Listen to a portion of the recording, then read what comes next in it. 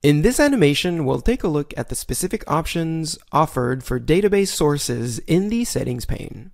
Since we're obtaining data from a database instead of a data file, the input data option refers more to the database itself rather than how to interpret the data. After all, databases all return the same type of information. It's pretty universal. Because a database generally contains multiple tables, here we list them all, and clicking on any of the tables shows the first line of the data in that table.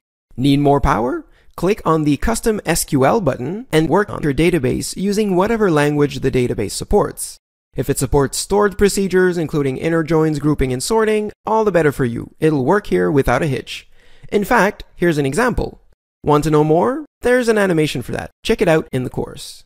Since database data sources are in the same structure as CSV files, the options are identical to these files.